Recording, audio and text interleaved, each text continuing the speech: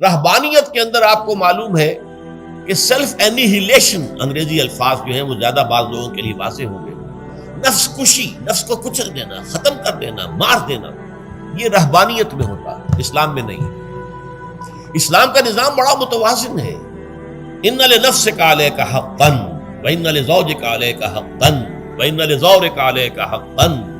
حضور نے فرمایا دیکھو تمہارے نفس کا بھی تم پر حق ہے، اسے مناسب حد تک آرام دینا بھی تمہارے ذمے ہے، اسے غذا بہم پہنچانا بھی تمہارے ذمے ہے۔ فرق صرف کیا ہے؟ حلال سے ہو، حرام سے نہ ہو۔ اس کی شہوت کو پورا کرنا بھی تمہارے ذمے ہے۔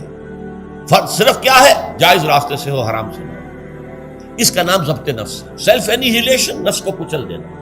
یہ جو تپسیاں جو ہیں ہندو سادھو کرتے رہے ہیں، اور جو سب سے زیادہ معاملہ جو ہے وہ جو راہب ہوتے تھے حضرت مسیح علیہ السلام کے پیروکاروں میں، انہوں نے تاریخ کے اندر جو مثالیں دی ہیں اس کا جو ہے اندازہ کرنا مشکل ہو جاتا ہے کہ کس درجے وہ لوگ اپنے نفس کو کچل دیتے ہیں، جس کا قرآن مجید میں سورہ حدید میں ذکر بھی ہے۔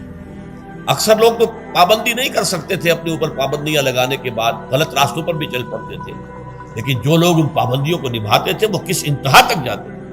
کبھی آپ جو ہے ہسٹری آف کرسچن منسٹسزم پر جو تاریخ کی کتابیں لکھی گئی ان کو پڑھیں تو اندازہ ہو۔ مولانا مودودی نے تفہیم القرآن میں اس کا کچھ حوالے دیے ہیں، اور واقعہ یہ کہ رونگٹے کھڑے ہو جاتے ہیں انسان پر کہ اس درجے میں انہوں نے اپنے نفس کو کچلا۔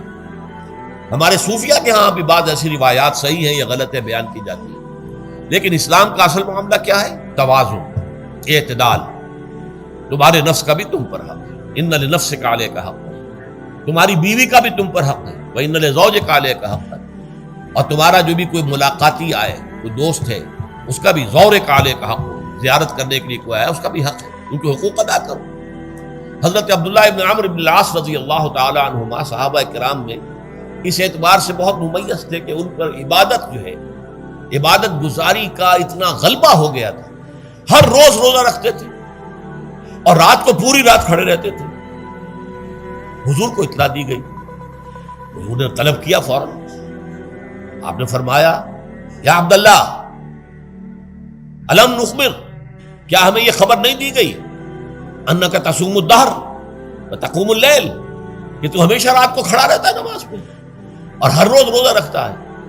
اب ظاہر بات ہے حضور کے حضور میں جھوٹ کیسے بولتے، ویسے بھی جھوٹ بولنے کا سوال نہیں صحابہ کے لیے، تو عرض کیا بلا یا رسول اللہ ایسے تو صحیح ہے۔ فرمایا لا تفعل، ہرگز ایسا مت کرو، فإن لنفسك عليك حقا وإن لزوجك عليك حقا وإن لزورك عليك حقا، تمہارے نفس کا بھی تم پر حق ہے، روزہ رکھو بھی اور افطار بھی کرو۔